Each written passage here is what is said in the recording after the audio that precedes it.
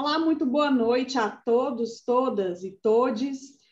Nós estamos hoje fazendo essa live de extrema importância nesse contexto da pandemia da Covid-19. Nós trouxemos alguns convidados para conversar conosco, especialmente o doutor Bruno Caramelli, que é cardiologista e é professor da USP. O nosso querido médico também, Arruda Bastos, né, que é ex-secretário de Saúde do Estado do Ceará e hoje membro da Associação de Médicas e Médicos pela Democracia. Temos também a advogada Edna Teixeira, né, que é membro do Juristas da Frente dos Juristas pela Democracia de Fortaleza, e também advogado Deodato Ramalho, aqui muito conhecido já das nossas lives, dos nossos encontros e debates, ele que já foi vice-presidente da UAB, procurador do município. Bem, eu queria começar o nosso bate-papo para a gente destacar um ponto muito importante, doutor Bruno, começando com o senhor, que é exatamente esse conflito entre o direito do médico de prescrever, né, tratamentos, medicamentos, e até que ponto ele esbarra numa prescrição de um remédio ou de um tratamento que é sabidamente ineficaz, cientificamente comprovado, né, ineficaz em determinados momentos, até complicador, digamos assim, da saúde do paciente. A gente está se referindo especificamente ao chamado kit COVID, né, que foi muito colocado pelo governo, pelas autoridades médicas, inclusive abraçada pelo Conselho Federal de Medicina, como uma espécie de tratamento precoce ou profilático contra a Covid-19, mas que já foi desmentido. Como é que o senhor observa esse comportamento do Conselho Federal de Medicina e das autoridades em geral do país de continuarem tentando, batendo nessa tecla que já foi desmentida mundialmente? Bom, pela pergunta, Samira, eu entendo que tem dois aspectos principais que você perguntou.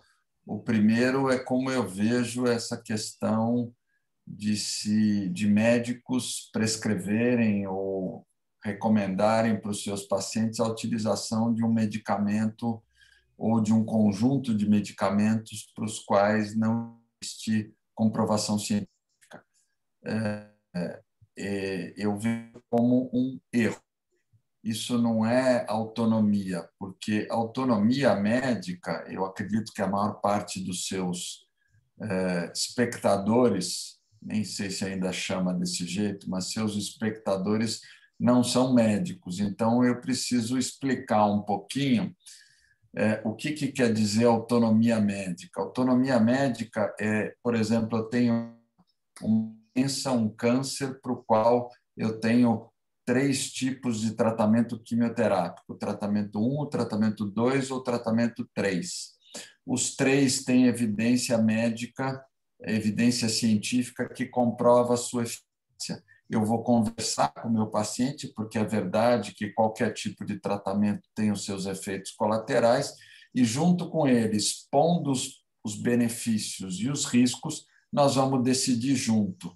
O que significa autonomia médica? Significa que eu tenho, eu médico, autonomia em função de diversos tratamentos comprovados eficazes em recomendar um e o paciente aceita ou não. O que acontece? Se o paciente morrer ou tiver uma complicação, eu não vou poder ter suspensas a minha licença ou a minha possibilidade de tratamento, de exercer a profissão regulamentada pelo Conselho Federal e pelos conselhos regionais, uma vez que isso existe autonomia médica para escolher o tratamento de acordo com as opções disponíveis no arsenal terapêutico. Tá?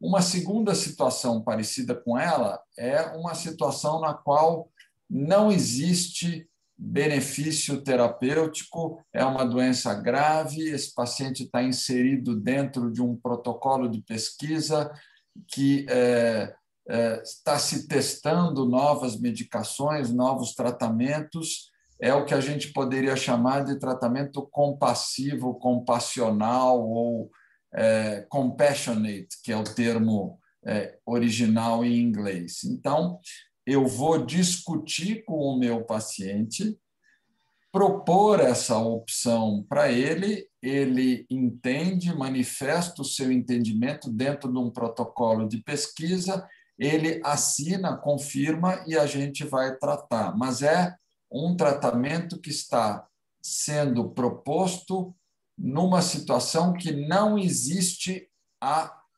informação de que esse tratamento funciona e nem de que ele faz mal. Ou seja, esses dois exemplos que eu estou colocando para você, Samira, são situações completamente diferentes da situação em que a gente se coloca nesse momento. Existem alguns senadores na CPI que ficam dizendo o tempo todo: existe uma dúvida na comunidade científica. Existe dúvida coisíssima nenhuma, não tem nada de dúvida. A dúvida existe na cabeça de quem distorcer a realidade ou contar uma mentira. Não existe dúvida alguma. Hoje eu posso dar uma chance para o ano passado, no primeiro semestre, comecinho do segundo semestre, que ainda existia dúvidas. Hoje não há dúvida nenhuma de que cloroquina, hidroxicloroquina e ivermectina, principalmente, que são os medicamentos mais falados, que eles não funcionam. Para isso, só isso já bastaria para dizer que não se justifica fazer um estudo científico com um medicamento para o qual já se sabe que não funciona. Então, não tem nada de compassionate, de estudo compassivo, coisíssima nenhuma. Já existe evidência suficiente de que não funciona. Aí você pode me falar que o senador Heisen ou o senador... fugiu o nome agora... um desses senadores que está Eduardo Girão aqui do Ceará. O Eduardo Girão, que é daí do Ceará. Que me permitam que eu nunca chamo pelo nome, é o senador inútil do Ceará, porque a única coisa que ele fala é cloroquina.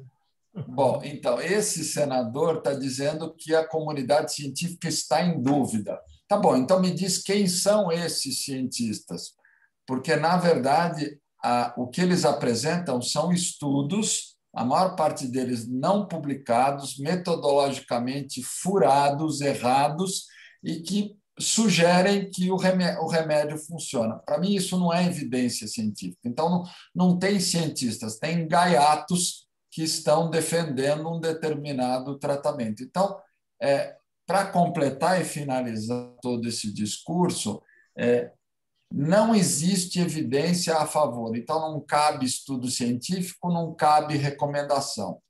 Então, já aí não é defender a autonomia, é defender o erro médico. Mas tem requintes de piora desta situação. Para a hidroxicloroquina, especificamente, já existe evidência de que faz mal. Para a cloroquina e para a ivermectina, ainda não. Por quê? Por uma questão de número. A hidroxicloroquina, você já tem mais de 10 mil pacientes juntando todos os estudos para mostrar que existe malefício. Então, aí até piora a situação, porque isso se chama colocar o paciente em risco, e aí você já começa a entrar para o lado policial. Então, não tem benefício, não é autonomia, é defender o erro médico. Aí você pode me perguntar, mas por que o Conselho Federal de Medicina insiste nisso, uma vez que os conselhos regionais, o de São Paulo, por exemplo, já mudou de opinião, a Associação Médica Brasileira já mudou de opinião? Porque há um interesse. Porque há um interesse. Há um interesse econômico, tem gente que ganha dinheiro com isso, e há um interesse e uma estratégia que tem por trás defender a imunidade de rebanho. Ou seja, que quanto mais gente se infectar, e nós já sabemos, por um estudo feito pela Fiocruz de Manaus, que mostrou, de uma maneira muito elegante, que os indivíduos que chegavam ao pronto-socorro, a porcentagem de indivíduos infectados, comprovadamente por Covid, era maior entre aqueles que faziam uso domiciliar do tal kit Covid. O que quer dizer isso, traduzindo em outras palavras? O kit Covid faz as pessoas relaxarem nas medidas de autoproteção, de evitar a ação. Então, eu posso pensar que isso faz parte de uma estratégia errada de defender a imunidade de rebanho. Desculpa ter me alongado. Não, necessária a sua explanação, né? Inclusive, queria chamar o doutor Arruda Bastos aqui para a nossa conversa, se já existem evidências de que esse kit não funciona, né? O Conselho Federal não se posiciona claramente contra o uso, né? Inclusive emitindo uma espécie de normativa para os seus associados, para que não utilizem claramente. Doutor Arruda, isso na sua avaliação, já que é praticamente uma estratégia deliberada, né?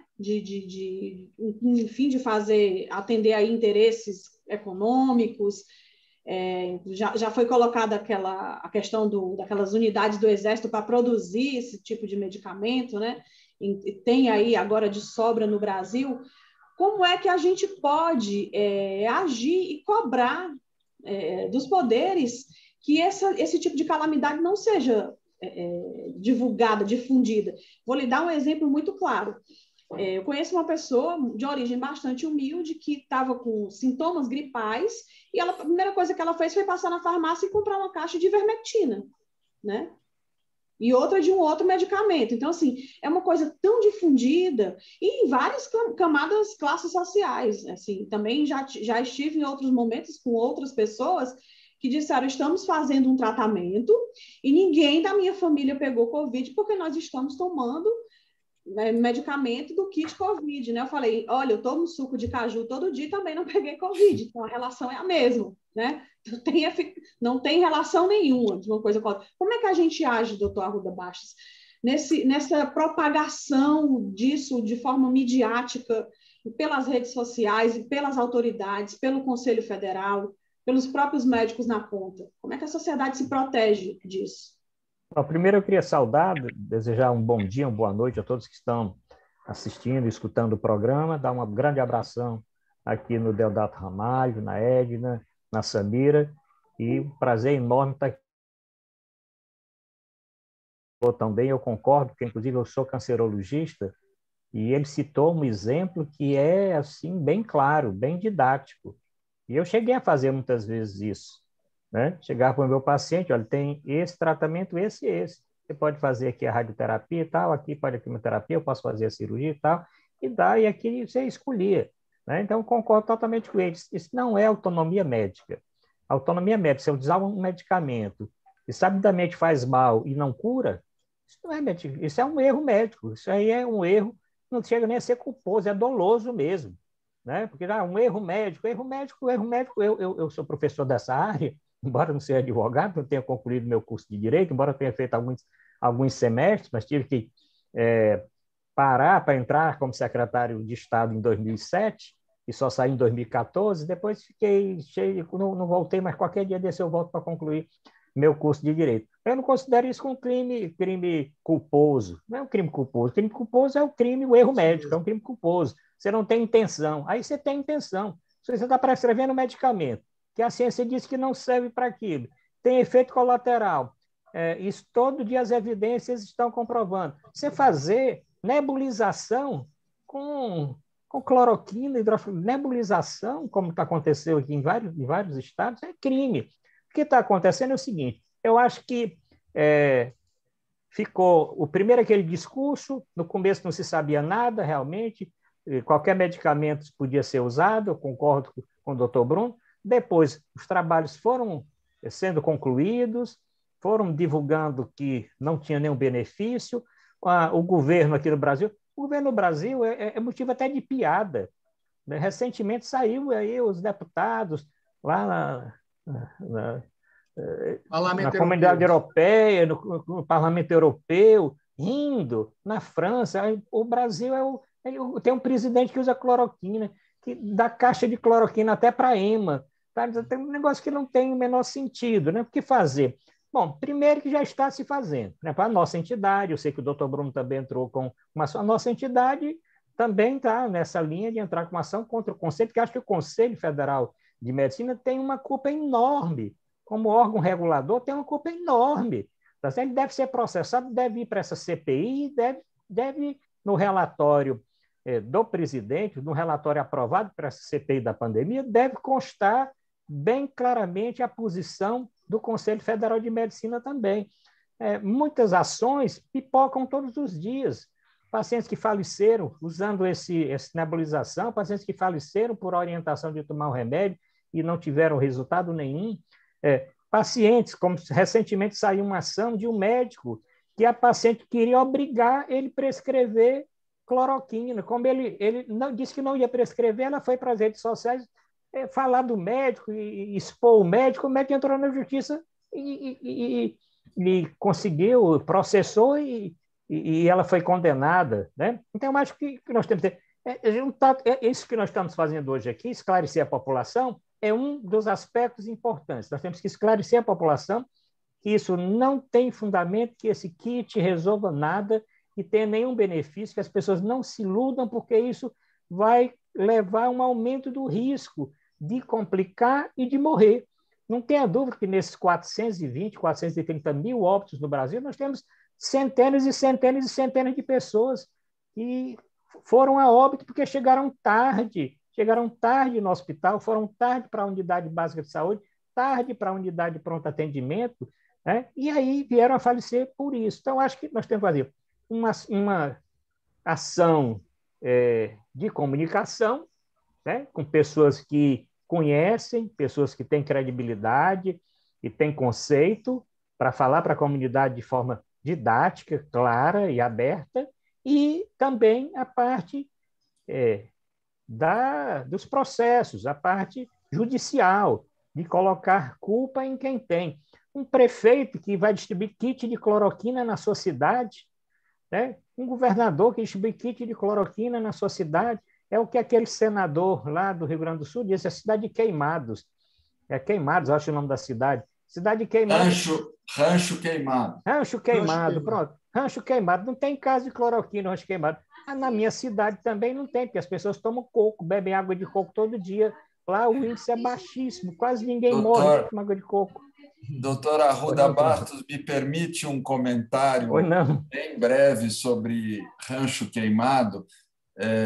Eu estou muito curioso por conhecer, eu fui olhei fotografias, é uma cidade que tem pouco mais de 2.000 habitantes, e veja só, Samira, como é que é essa história de você distorcer a realidade, para não dizer, contar uma mentira. Você pega um estudo científico de um lado, que não vale nada, que nem publicado foi, e apresenta aquilo como uma verdade absoluta, e que aquilo, assim é que funciona a ciência, e diz que não chegou num acordo. Isso do lado científico. Do lado geográfico, populacional, você pode mentir de um outro jeito. Você chega lá, como o senador Reisen fala, que em Rancho Queimado só morreram 2 pessoas. Tá? Então, são 2.000 e tantos habitantes, a taxa de mortalidade é baixíssima e tem uma prefeita lá dizendo que está dando o kit Covid para todo mundo. Tá? Aí você, que é esperto, como o doutor Arruda Bastos médico já com cabelo branco, e se faz a seguinte pergunta: será que tem hospital em Rancho Queimado? Aí o doutor Bruno vai lá e vê que em Rancho Queimado não tem hospital nenhum. O que significa isso? Que as pessoas que ficam doentes e ficam graves são internados em outro município. Então, realmente a maior parte, e infelizmente, lamento pelas famílias, lamento pelas pessoas, mas essas pessoas vão contar a mortalidade pelo local de ocorrência. Então, na verdade, o que se está se fazendo é uma distorção de realidade de uma informação segundo o interesse daquele indivíduo. Rancho queimado não vai ter mortalidade porque não tem hospital. E essa doença morre quem está no hospital e quem está grave. Ainda, porque ainda tem vaga no hospital. Desculpa ter interrompido.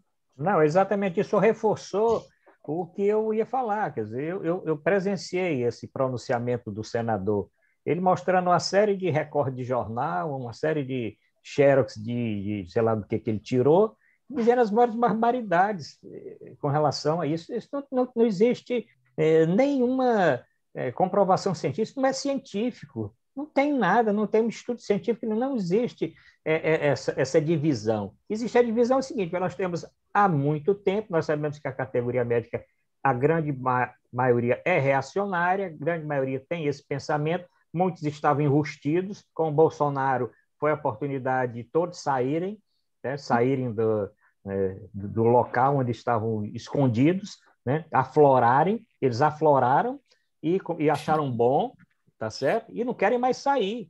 Tá? Tem muito médico eu tenho certeza que tem médico totalmente consciente hoje, que utilizou no passado, que hoje, só por questão ideológica ou política, está ainda defendendo cloroquina. Eu não acredito que um professor universitário, um catedrático da universidade, qualquer universidade do Brasil, que saiba ler um trabalho científico, que todos sabem, né, tenha hoje dúvida com relação a isso. Pode defender um discurso desse. Não, só defendem para ter essa narrativa. É uma disputa de narrativas, né? O doutor Bruno falou bem. O que é que o Bolsonaro queria? E isso está se comprovando dia a dia.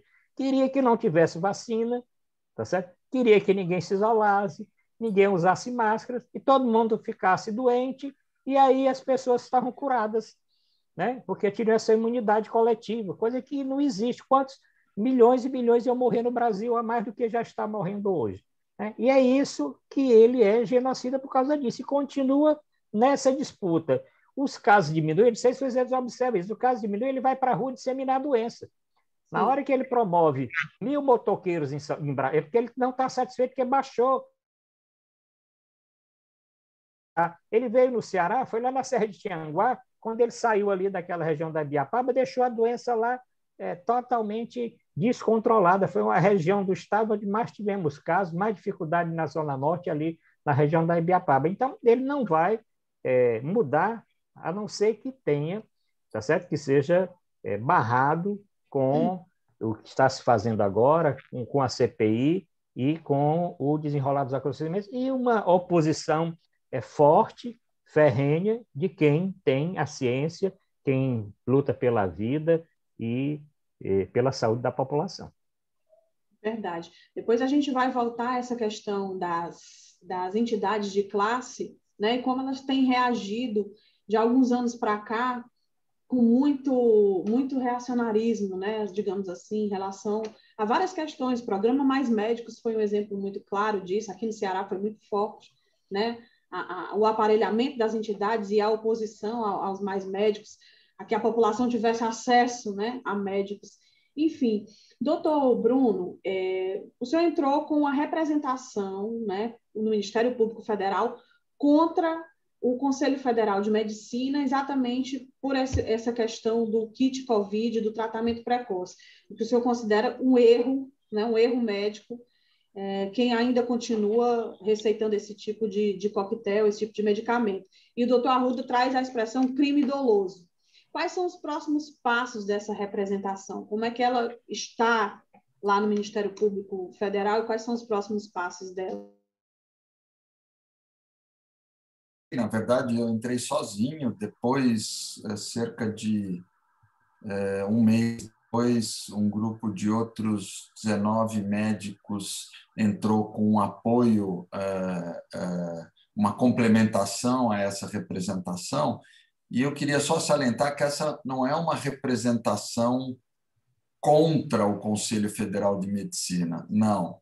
É uma representação contra a posição do Conselho Federal de Medicina. Todos nós aqui conhecemos, alguns há mais tempo do que os outros, mas conhecemos o Conselho Federal de Medicina faz muito tempo, sabemos que o Conselho Federal é importante Brasil, eu não sou contra, eu sou contra a posição especificamente dessa diretoria, e essa posição específica e a representação é pedindo que o Conselho Federal de Medicina condene o tratamento com esses medicamentos que não funcionam. Por que isso, Samira? Pelo seguinte, se você, eu, o espectador que está te ouvindo tiver uma queixa porque perdeu um familiar ou porque se sentiu lesado por um tratamento que não funcionou, se ele mover uma ação na justiça, isso vai ser brecado, porque o Conselho Federal de Medicina não considera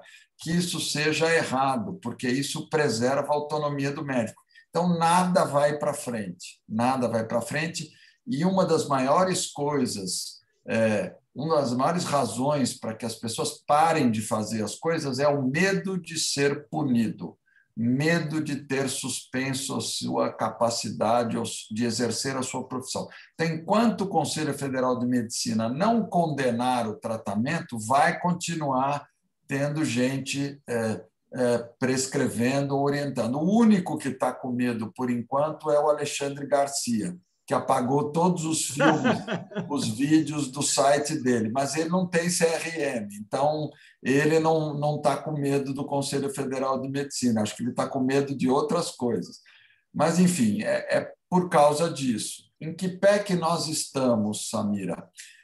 O Conselho, o Ministério Público Federal recebeu, isso foi protocolado, isso está tramitando lá dentro. Nós já sabemos que o Conselho Federal de Medicina recebeu, foi notificado, pediu adiamento de prazo para responder e, até o momento, não houve a resposta e nem houve uma definição se o Ministério Público Federal vai aceitar a representação. Porque como é que funciona?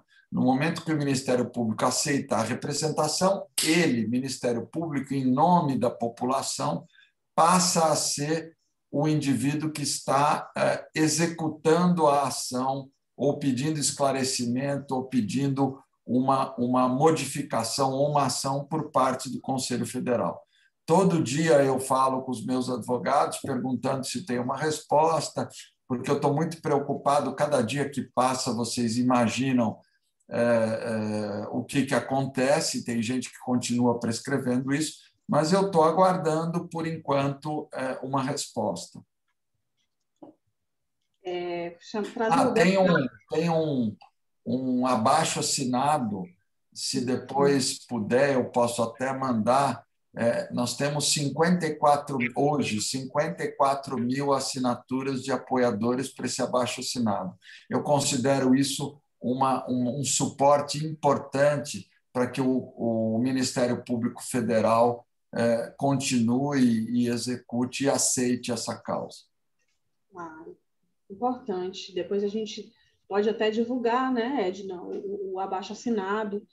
Eu queria trazer o Deodato para essa conversa, ele que tocou aí no nome do nosso senador aqui do Ceará, que, inclusive, eu faço parte, por minha conta e risco, de um trabalho de denúncia das postagens desse senador no Facebook, porque ele só posta mentiras, ele só posta essas pesquisas falsas, onde eu não sei onde ele encontra tanto material, farto material, que ele encontra falso, sobre tratamento precoce, e ele desvirtua o debate que é necessário nesse momento, que o necessário é a gente conseguir uma vacinação em massa, conseguir, né, tornar eficaz esse plano nacional de imunização, fazer com que as pessoas continuem cumprindo medidas de distanciamento, utilizando máscara, que, aliás, a gente nunca viu nenhuma campanha do governo federal nesse sentido, né, do Ministério da Saúde, uma comunicação massiva nos territórios. Enfim, a gente não utilizou disso e está desperdiçando toda a nossa expertise do SUS em imunização. Né? Então, Deodato, eu trouxe esse nome para cá, para você, do Girão, porque tem crescido, por exemplo, a parceria do Sindicato dos Médicos do Ceará, eu vou utilizar a palavra parceria para não utilizar outra palavra, mas tem crescido essa parceria com esses expoentes esquisitos, nefastos da política, né? Aquela doutora Mayra, do Sindicato dos Médicos, que tem pretensões políticas, que anda de braços dados com esse senador, como é que a gente pode não caracterizar um conflito de interesses de uma entidade médica, que tem pessoas que já passaram por lá, que tem um nome, que tem uma seriedade, e que se unem a esses expoentes negacionistas, ajudando a programar, a propalar ainda mais esse vírus e essa pandemia? Bom, quero cumprimentar todos os que estão aqui nessa conversa, e eu quero primeiro dizer, minha cara Samira, com relação a isso, até para que o doutor Bruno possa, talvez tenha informação, mas certamente que aqui nós estamos aqui na província e podemos inteirar o melhor de alguns personagens dessa cena dramática. A doutora Maíra, vulgo Capitã Cloroquina, foi uma que comandou aqui no estado do Ceará uma campanha muito feroz contra o programa Mais Médico. Inclusive, protagonizou com o seu grupo, que ganhou, infelizmente, e o Arruda disse muito bem, né? Infelizmente, a classe médica, a minha ex-mulher médica, tem uma filha médica, eventualmente pode até ter sido sua aluna, doutor Bruno, aí, porque me parece que você é da USP, né? E ela fez a residência médica e depois mas a gente conhece bem, felizmente, tanto a minha ex-mulher, a mãe da minha filha, quanto a minha filha fazem parte aí, Arruda, do grupo Médicos pela Democracia, o que muito me orgulha. Mas, portanto, nós estamos falando de um grupo que assumiu claramente o reacionarismo na sua mais cruel feição, né? E que está dentro hoje, é uma das pessoas, eu estou muito ansioso para vê-la, Samira, na CPI, porque aquele episódio lá de Manaus, e aí eu queria tocar em dois pontos que já foi tocado tanto pelo professor Bruno quanto pelo meu querido Arruda Bastos, esse gigante aqui na classe médica de trazer luzes, né, para a população e tentando despertar para esses tempos tão difíceis que a gente vem vivendo. Mas eu penso que, por exemplo, a CPI, professor Bruno, tem um senador que está tocando o dedo mais preciso nessa ferida, que é o senador Humberto Costa, porque ele está trazendo um tema que é o principal. Eu digo que é a confissão explícita do genocídio pretendido pelo Bolsonaro, que é essa questão, sem trocadilho, né, da imunidade de rebanho. Porque, na verdade, isso é uma política direcionada para que, de fato, 70% da população seja contaminada. Você imagine o tamanho da tragédia, né?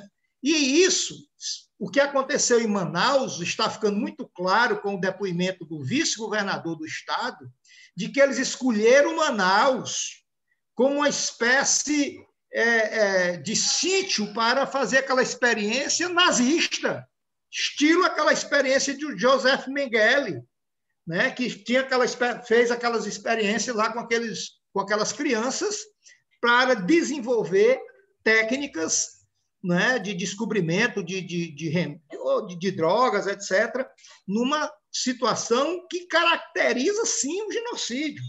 Então, essa questão dessa imunidade de rebanho, porque está muito claro, o sujeito fez campanha contra a vacina, o sujeito estimulou essa questão da cloroquina. Aí, quando entra nessa questão da cloroquina, aí eu quero dizer, Arruda, que você foi no ponto, falou não precisava mais nem falar como advogado.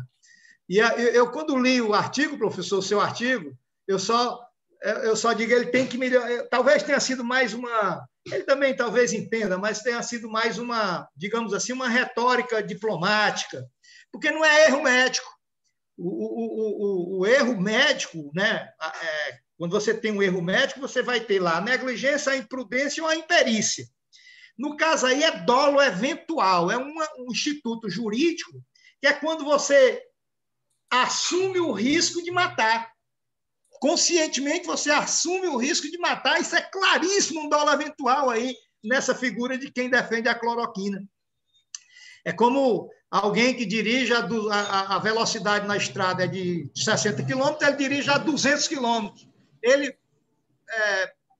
causa um acidente e alguém morre, ele vai responder por dolo eventual. Não é erro, não é negligência, não é imprudência, não é imperícia. Ele assumiu o risco de matar alguém por conta daquilo. Então, é essa questão que eu acho que hoje se complementou na CPI, aí eu queria chamar a atenção, eu queria ouvir a opinião depois de vocês, que quando eu falo, e aqui só um parênteses em relação, Samir, ao senador inútil do Ceará, eu garanto como as filhas dele que estudam nos Estados Unidos já foram vacinadas. Eu garanto como ele não está lá mandando que as meninas tomem esse kit Covid. Com certeza, como moram nos Estados Unidos, já foram vacinadas.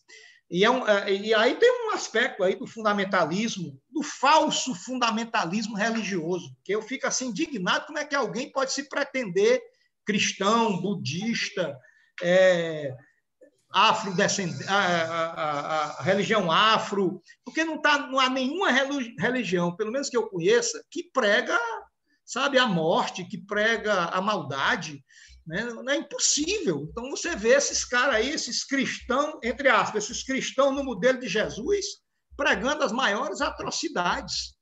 Então, eu queria só ouvir de vocês esse aspecto aí, também um ponto que eu acho que hoje deu uma certa, eu diria assim, acendeu um pouco de luz, especialmente nessa questão que envolve os militares, porque nós estamos com um governo que tem aí, não é um governo de militares, porque é um governo eleito democraticamente, no que pese todas as questões aí das utilizações das fake news, é outra história, né? Mas que de fato foi eleito, saiu aí das urnas. Mas é um governo que tem é integrado, né, com um grupo de militares de um número maior do que havia de militares nos governos militares, e em cargos absolutamente incompatíveis com a formação militar, até porque vão para cargos civis. Olha aí a enrascada que se meteu o Pazuello. Está todo mundo agora jogando com o espinhaço dele, essa tragédia. Ele, um general da ativa, deixando muito mal o Exército Brasileiro, e hoje a gente teve uma pequena luz, que foi esse depoimento do Barra Torres, da Anvisa. Quem acompanhou o depoimento dele na CPI, ele, sinceramente, lá no Palácio do Planalto hoje, se ele não tivesse mandato, ele já estaria defenestrado, porque ele surpreendeu, né, o Brasil inteiro, porque ele não foi dar uma de protetor desse genocídio, como fez o ministro da Saúde. O Barra Torres colocou claramente todas as situações. Aliás, ele falou o que o Arruda falou aqui, o que o professor Bruno Caramelli falou aqui, do ponto de vista do respeito à ciência. Mas eu queria só pedir permissão, Samira, professor Bruno, Arruda e Edna, porque como nós vamos transmitir esse programa na Rádio Liberdade, na Rádio Canudos, eu queria rapidamente pedir permissão porque quando a gente começou a gravar, não foi colocado isso. O Arruda já é nosso velho conhecido aqui, foi secretário de saúde, um cientista também, todo mundo conhece. Mas é importante que a gente possa dizer aqui para os ouvintes da Rádio Liberdade quem é o professor Bruno Caramelli. Eu não vou dizer tudo, não, porque o currículo aqui que eu pincei aqui rapidamente é uma extensão grande, e na parte de inglês eu vou ter que pedir ajuda dele, porque eu não sei inglês. Mas assim, professor associado nível 3 do Departamento de Cardiopneumologia da Faculdade de Medicina da Universidade de São Paulo, representante suplente dos professores associados no Conselho Universitário da USP, diretor da Unidade Clínica de Medicina Interdisciplinar e em Cardiologia do Instituto do Coração, do Hospital das Clínicas da FM USP, né? Faculdade de Medicina da USP, famosíssima, presidente do Departamento de Cardiologia Clínica da Sociedade Brasileira de Cardiologia, coordenador do Programa de Pós-Graduação em Ciência Médica da Faculdade de Medicina da USP.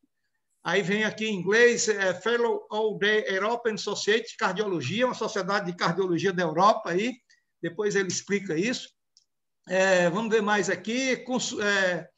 Consultor ad hoc do Comitê Assessor para Terapia Antirretroviral em Adultos e Adolescentes do Programa Nacional de DST-AIDS, do Ministério da Saúde, presidente da Sociedade Brasileira de Investigação Clínica, de janeiro de 2013 a janeiro de 2017, membro titular da Comissão de Pesquisa da Faculdade de Medicina da USP, desde março de 2013, editor em chefe da Revista de Associação Médica Brasileira, de 2006 a 2013, editor associado da revista PLOS ONI e revisor científico do CNPq, da FAPESP, da FACEP, da FAPESB, da FAPERGS, revisor de diversos periódicos internacionais, entre os quais o Heart Annal of Internet Medicine, de AIDS. Aí é o meu inglês aqui, é o inglês cearense, viu, professor? É Dona Turrai e Dona Turrem, depois o senhor explica aí.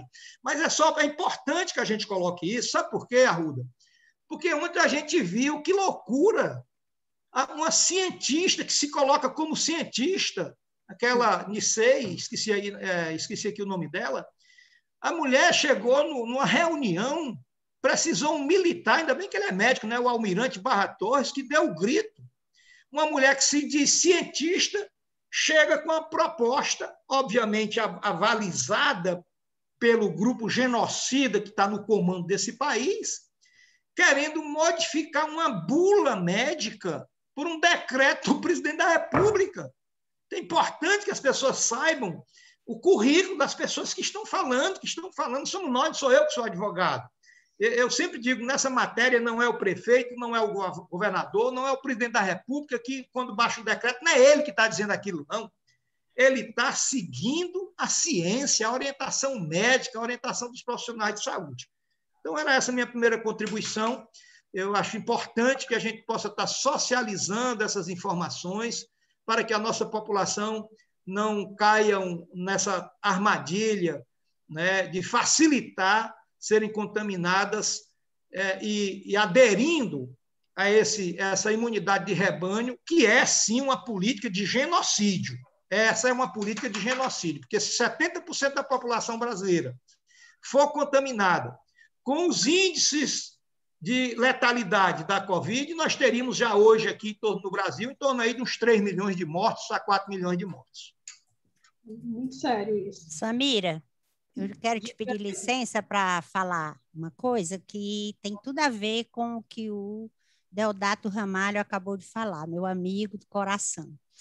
Sobre o doutor Bruno, uma coisa que me chamou a atenção. O primeiro e-mail que ele me respondeu, nesse e-mail dele, embaixo, que às vezes alguém coloca uma mensagem, tem uma mensagem que eu fiz questão de anotar e para ler, para que os nossos internautas, os que estão nos assistindo, vejam isso. Por aqui eu falei para minhas filhas, por aqui eu acho que eu conheci mais ou menos o coração e o caráter do doutor Bruno Caramelli. Ele diz assim no final do seu e-mail, para todo e-mail que ele responde: neste momento, mais do que os cargos e os títulos, é preciso defender, como médicos e como cidadãos, a luta pela vida. Fique em casa, exija vacinação em massa, auxílio financeiro para quem precisa e contraindique o tratamento precoce, pois não funciona. Aí depois embaixo ele diz em seguida: apoie o abaixo-assinado, exigindo que o Conselho Federal de Medicina condene o tratamento que não funciona contra a Covid-19. E logo em seguida, ato contínuo, ele coloca o link. E como eu sou muito curiosa e muito detalhista, para mim isso não passou em branco, doutor. E imediatamente eu cliquei e assinei, não foi hoje porque o senhor pediu, foi quando o senhor me passou esse e-mail. Assinei, compartilhei no Twitter, no Facebook e nos grupos de WhatsApp. Então, eu quero dizer para o senhor que continue, doutor Bruno, porque valeu a pena essa sua mensagem, porque ela despertou em mim essa atenção e esse desejo. Apesar de, ultimamente, eu estar ocupando meu tempo para trazer luz para as pessoas que estão sendo manipuladas por narrativas, eu digo assim, equivocadas, golpistas e cruéis. Porque quando você está lidando com a saúde, com a vida e com a morte, isso é uma crueldade sem limite. Então, quando eu li isso aqui, me chamou a atenção, mais do que o que o senhor me respondeu, porque eu fiquei muito feliz quando o senhor aceitou o convite. Imediatamente falei para o doutor Arruda, que é um médico, sou muito amiga da esposa dele, e é um médico assim da nossa confiança, muito querido aqui no Ceará. E não, acho que poucas pessoas não conhecem o doutor Arruda, viu, doutor Bruno, aqui no Ceará. Então, era isso, gente, que eu queria chamar a atenção de vocês. Isso é muito lindo. Um médico, um cientista, que preza pela ciência. Ele não só preza pela ciência, mas ele preza pela vida, ele tem empatia, ele tem amor ao próximo, porque ele poderia entender, conhecer tudo isso e estar omisso. Ah, eu não vou confrontar, eu vou ficar aqui no meu cantinho, na minha comodidade do meu lar e da minha vida. Veja o currículo dele, que eu creio que foi só uma pequena apresentação que o Deodato Ramalho falou, mas olha, esse homem, gente, que está preocupado com o brasileiro, está preocupado com as pessoas, e ele sabe que os menos favorecidos são os mais afetados, porque eles não têm os recursos que os outros têm. Era isso que eu queria enfatizar. E era exatamente isso que eu ia pedir para você fazer, para ler essa mensagem que você já tinha destacado para mim. Mas, continuando, ela é tão assim, precisa. Samira. Coloca Samira, que fica em casa, Samira. Né? Oi, Samira. Deodato, só porque eu esqueci de lhe dizer o seguinte, você disse que está numa cruzada, que está sozinha, então já me inscreva aí como advogado também, né, para estar junto com você aí, para nós levarmos, inclusive em alguns momentos até judicializarmos, se for o caso, dessas sandices do senador inútil do Ceará. Sim, e existe também, deixar registrado aqui, para quem nos assiste, existe um movimento também organizado agora pelos os seguidores do presidente genocida, que é tentar ainda mais descredibilizar a imprensa quando a imprensa coloca que não existe tratamento precoce. Então, vários médicos estão utilizando seus perfis pessoais nas redes sociais com um texto dizendo assim, se você não acredita no médico que prescreve o kit COVID, se consulte com um jornalista. Assim, querendo descredibilizar o trabalho que a imprensa vem fazendo exatamente nessa disputa de narrativa, de dizer que não tem esse tratamento, esses medicamentos não servem para a COVID-19. Bom, eu queria deixar uma última pergunta para todos vocês, e aí a gente pode começar pela Edna, da CPI da Covid, Edna. O que a gente pode esperar desses depoimentos que estão todos aí mostrando, de uma forma muito contundente, o nível de manipulação, de tentativa de manipulação desse governo, as ações deliberadas para propalar esse vírus entre a população, e até que ponto a gente pode esperar alguma resolutividade dessa CPI. Questão da vacinação também, eu acho importante que vocês destaquem o que pode ser feito, além de o que não foi feito, que foi adquirir vacinas enquanto elas estavam disponíveis, o que a gente pode fazer em termos de vacinação, para dar uma celeridade a essa vacinação, principalmente utilizando a estrutura do SUS nos territórios. SUS é um grande sistema, um sistema ímpar nesse país, nesse mundo, mas que, inclusive, no momento das territorialidades, a atenção básica à saúde, a atenção primária, eu acho que ela não vem sendo suficientemente utilizada nesse sistema da vacinação. Eu acho que é muita coisa, muita pergunta, mas eu queria ouvir a Edna, começar pela Edna, e aí a gente vai na sequência com o Deodato, o doutor Arruda e depois o doutor Bruno. Desligado seu microfone. Seu som está desligado. Ok. Antes de eu entrar no assunto para responder a pergunta da Samira e dar início, né, e dar oportunidade para que os outros também complementem, eu gostaria de falar para os internautas que a Samira de Castro é uma jornalista militante, combatente, muito consciente, e ela é segunda vice-presidente da Federação Nacional dos Jornalistas. Ela está agora nesse mandato como vice-presidente, mas ela já foi presidenta também do sindicato, né? Então, é uma pessoa assim muito preparada e que também foi vítima já de perseguição e de discriminação por causa dos seus posicionamentos, não só ela, mas como muitos colegas jornalistas. Não é? Depois a Samira, se quiser, apesar da gente estar falando sobre esse tema, mas as coisas se relacionam. Bom, quanto à CPI da Covid, eu tenho acompanhado, assim como o doutor Bruno, a gente percebe que ele tem acompanhado também, então nós aqui temos acompanhado na medida, quando eu não posso assistir ao vivo, eu vejo depois, porque eu tenho interesse nisso também, tenho empatia, tenho preocupação, tenho amor ao próximo, eu sou cristã praticante, mas eu sou uma cristã que segue Jesus Cristo e que acho que eu aprendi a Bíblia, né? Aprendi, porque Jesus Cristo, ele prega, sim, o verdadeiro amor. Mas a Bíblia também fala das pessoas que usam o nome de Deus em vão, e diz também que muitos naquele dia, isso é para quem crê, vão se encontrar e vai dizer, mas Deus, Jesus, em teu nome eu fiz isso, ele vai dizer, afastai-vos de mim, tu que praticaste iniquidades. Então, do mesmo jeito que Batista chamava de fariseus, de raça de víboras, por que eu estou falando isso? Por que eu estou incluindo o nome de Deus?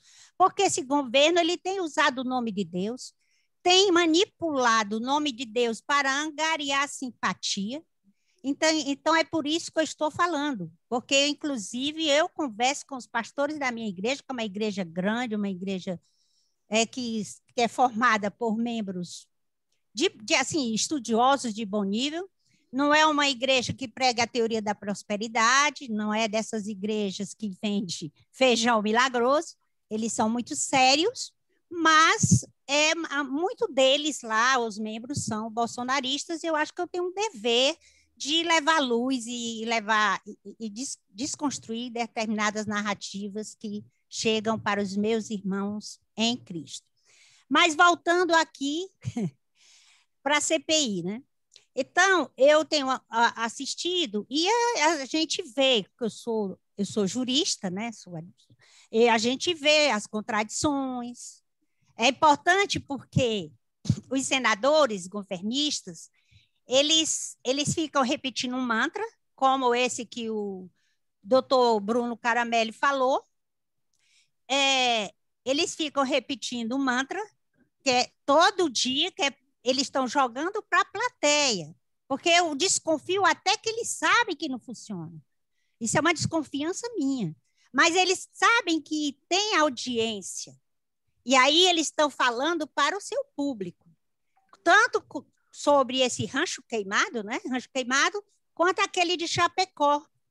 Porque quando o Renan Calheiros perguntou para ele, o de Chapecó, mas cadê o estudo? Aí ele disse assim, eu estive lá. Ora, eu estive lá. Como se estar lá resolvesse alguma coisa. Eu falei, eu também estive ali, no bairro de Fortaleza. O que é que isso quer dizer como resultado de científico que eu possa, vamos dizer assim, persuadir uma pessoa a fazer uso desses remédios que não têm comprovação científica. Então, eu acredito, sim, que essa CPI da pandemia vai ser, através dela, ela vai gerar um relatório muito bem feito, porque a pessoa que está, o relator, o Renan Calheiros, ele é muito preparado. Ele disse que não vai perseguir, ele vai ser imparcial, e tem, vamos dizer assim, foi preciso inventar alguma coisa para condenar o Lula, foi preciso um conluio. Mas, nesse caso, não vai ser necessário, porque as evidências são tão grandes que não vai ser necessário. Então, fora isso, fora os relatórios, fora os depoimentos, tem também a quebra de sigilo, porque vai ser um momento que eles vão pedir quebra de sigilo, tanto telefônico como bancário. Então, gente, existem muitos recursos, e eu estou vendo muita boa vontade para se descobrir a verdade.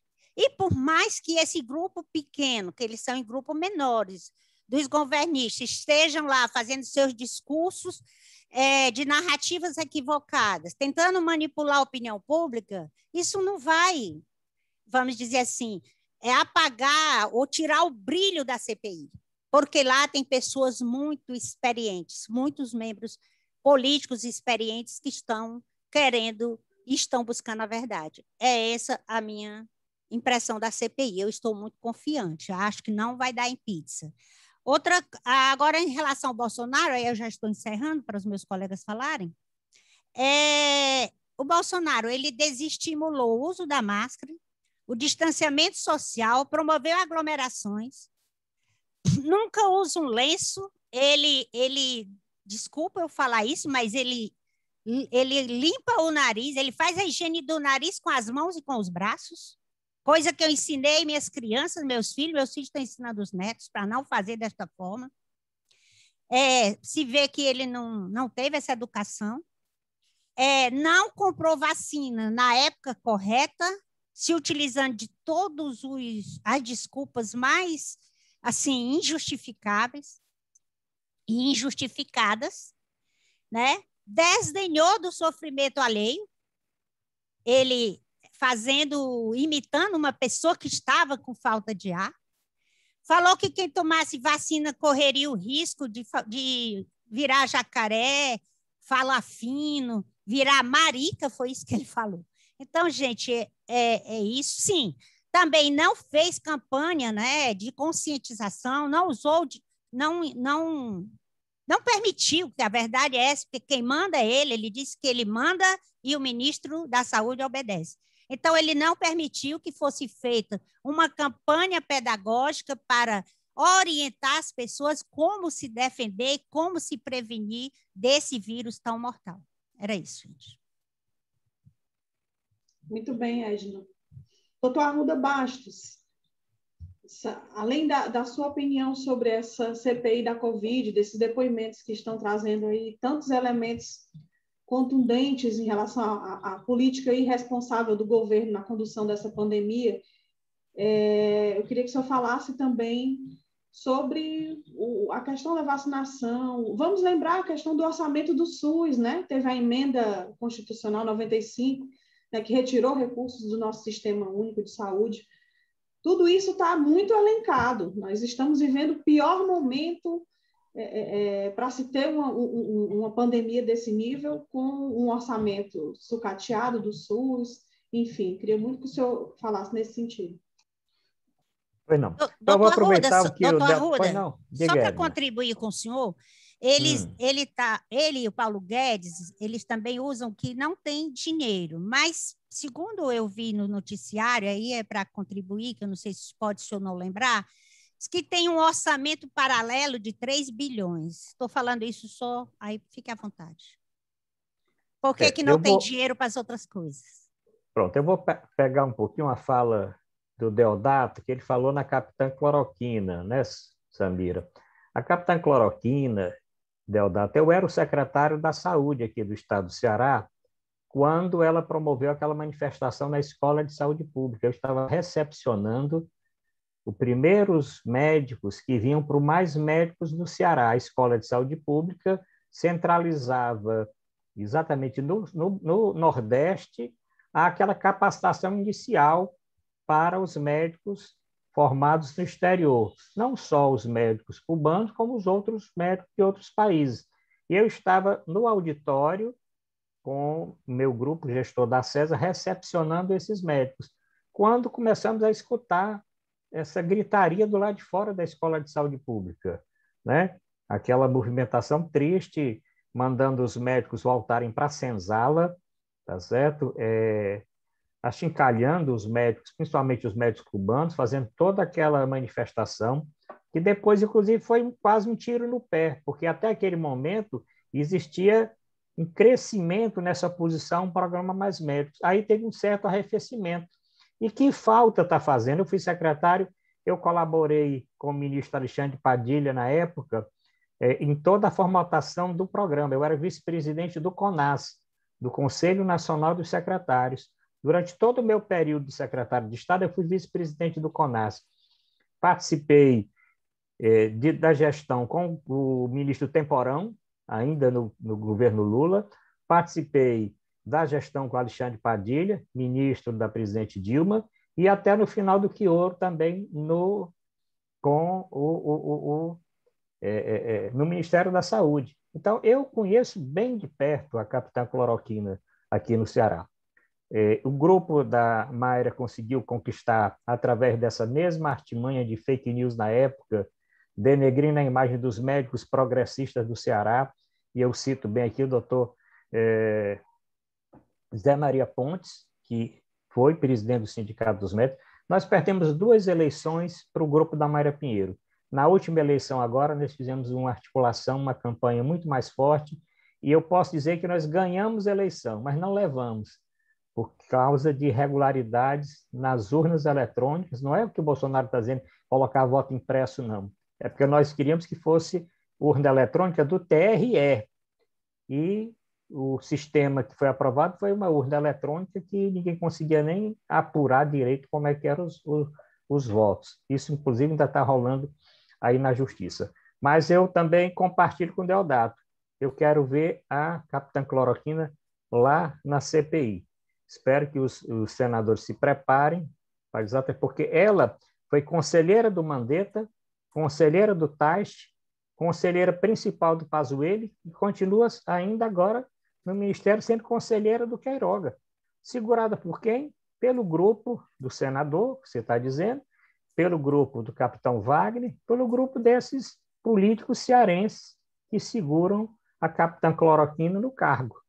Certo? Sem dúvida. Então, é uma pessoa extremamente ruim em termos de comprometimento com a saúde. Agora, eu vendo o Mandetta, gostei muito da participação do Mandetta. Agora, o Mandetta foi um dos líderes contra mais médicos e apoiando o teto de gastos, inclusive para a saúde. Tá certo? Nós lutamos com relação a isso. Então, o Mandetta era um das lideranças, inclusive com a Mayra, né, que na época fazia coro com ele, reduzindo drasticamente os recursos para a saúde. Né, que aqui no Ceará, se nós não tivéssemos os últimos governantes, realmente com prioridade na saúde, nós estaríamos dezenas de vezes mais comprometidos. Outra coisa com relação ao SUS, eu que sou um médico que vivi antes do SUS e vivi com o SUS, e fui gestor antes do SUS e gestor com o SUS.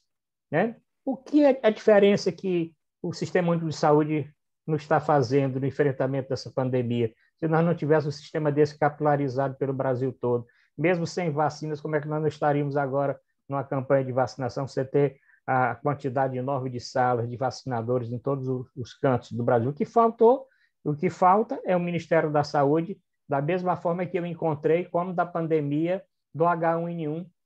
Eu era secretário de saúde da pandemia do H1N1. Não tivemos dificuldade nenhuma em articular com o Ministério, com os outros estados, do CONAS, do CONASEM, dos COSEMs, articular todo o trabalho de enfrentamento da pandemia do H1N1.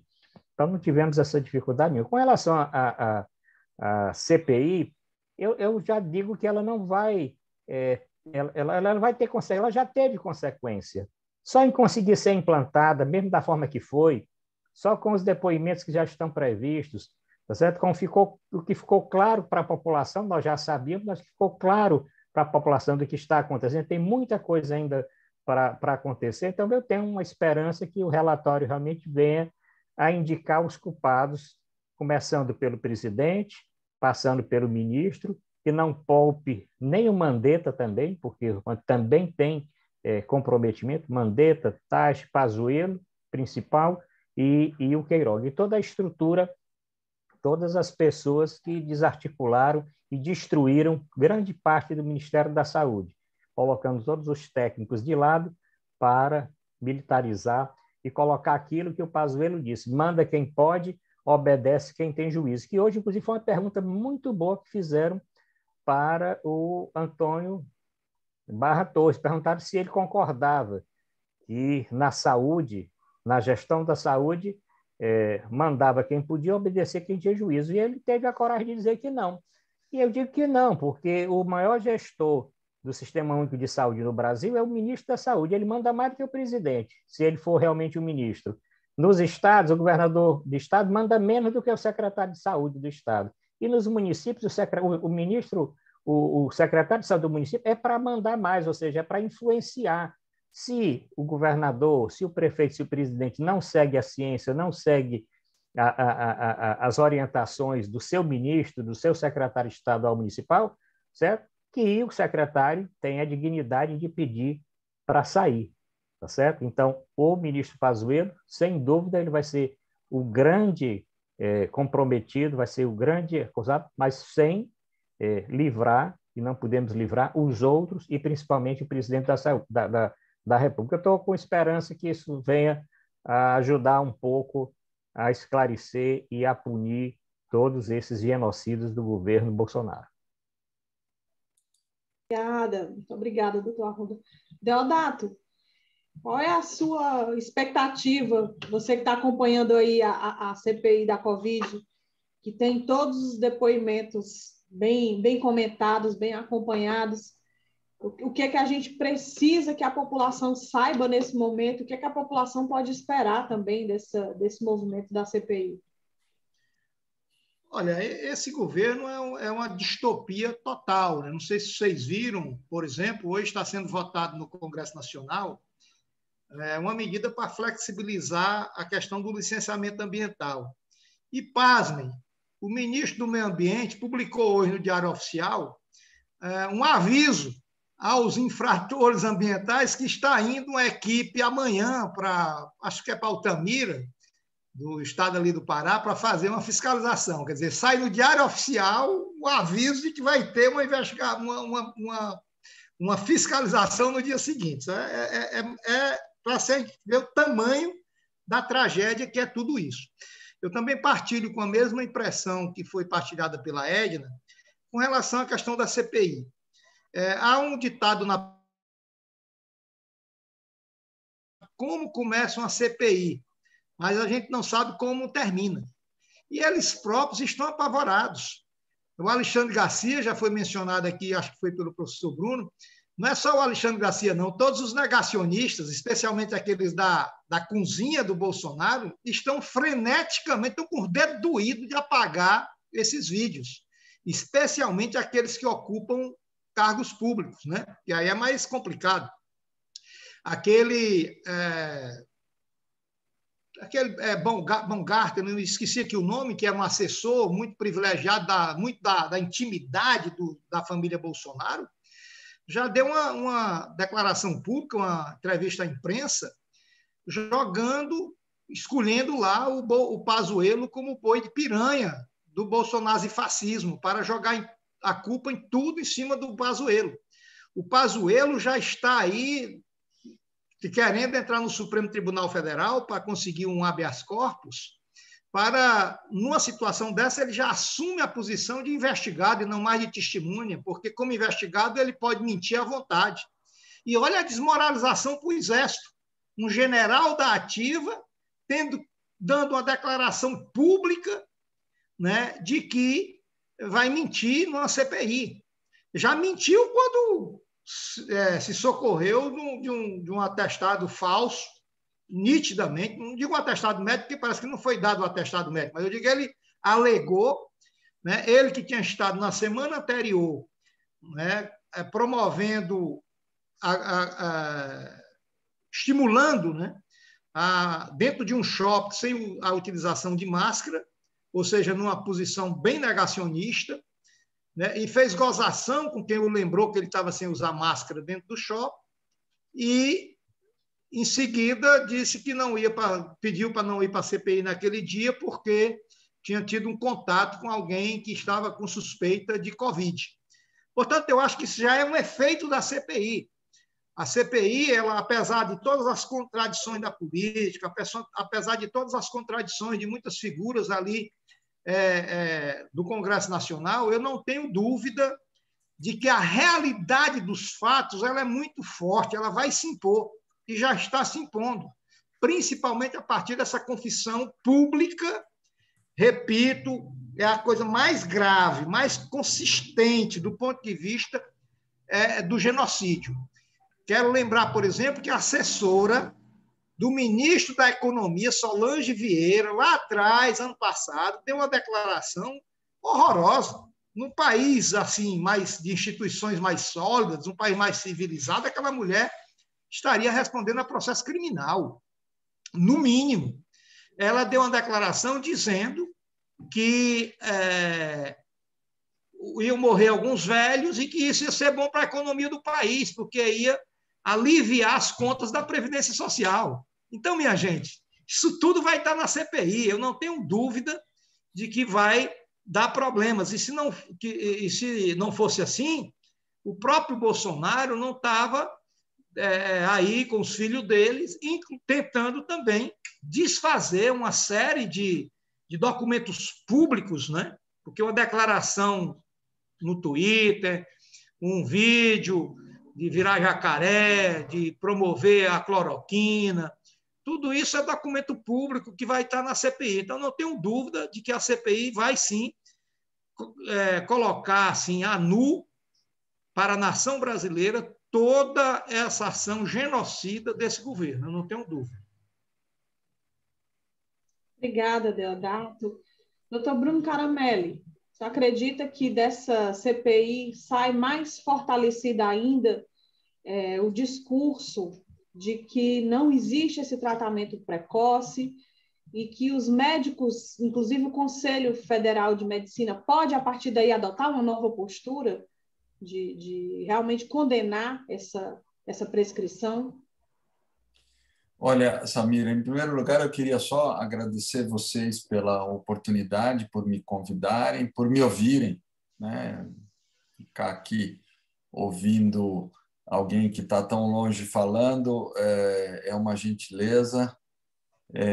Eu vou continuar falando. Eu realmente estou acompanhando a CPI sempre que possível. Eu realmente não sei o que vai acontecer. Eu posso dizer para onde eu vou torcer, mas eu sou professor e sou pesquisador, não tem torcida. O que eu estiver torcendo, eu preciso de garantia. Então, eu vou dizer para você o que eu vou fazer. Independente do resultado da CPI, eu vou continuar fazendo o que eu estou fazendo. Independente do resultado da CPI, eu vou continuar com essa ação, com essa representação, vou continuar falando, simplesmente porque é preciso. O que está sendo feito está errado, está provado que está errado, tem consequências e nós vamos ganhar. Não sei quando. Talvez, se a CPI terminar do jeito que eu estou torcendo, talvez a gente ganhe antes. Mas vocês lembram da fosfetanolamina, que era uma enganação de que era um medicamento câncer. A gente lembra do tratamento do autismo, que tinha uma substância, hipoclorito de sódio por via retal. Parar de vacinar as crianças porque isso dava autismo. Então, volta e meia, a história mostra coisas e essas coisas se repetem. Nós ganhamos, a ciência ganhou todas elas, todas elas. Então, eu não tenho dúvida nenhuma que nós vamos ganhar essa parada e que nós vamos ver essa vitória. Apesar da idade que eu estou, eu vou ver essa vitória. Agora, se é com a CPI ou sem a CPI, tomara que seja, mas independente da CPI, o importante é continuar nessa luta que a gente está travando aqui, porque do outro lado tem muita gente sem escrúpulos. E quem não tem escrúpulos usa armas que às vezes ganham, transitoriamente, mas ganham. E nós vamos ganhar essa. Mais uma vez, muito obrigado. Nós é que agradecemos, né, a sua disponibilidade de estar aqui conversando conosco e falando com esse público que nos acompanhou até agora. Eu queria agradecer a Edna pelo convite de me chamar para mediar. Queria agradecer ao professor Bruno Caramelli, o Arruda Bastos, o Deodato Ramalho. E queria só finalizar com uma frase que eu acho que é muito pertinente por essa luta que o doutor Bruno vem travando aí, por dizer a verdade, falar a verdade, esclarecer, e o Arruda também, e a Edna como comunicadora nata que e o Deodato também.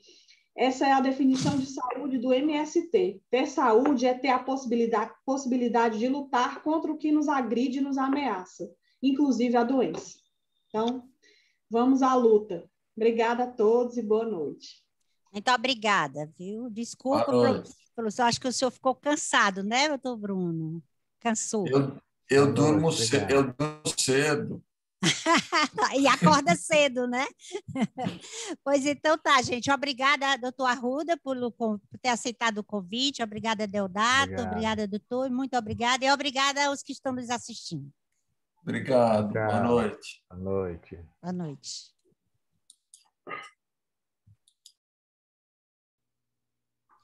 Bom,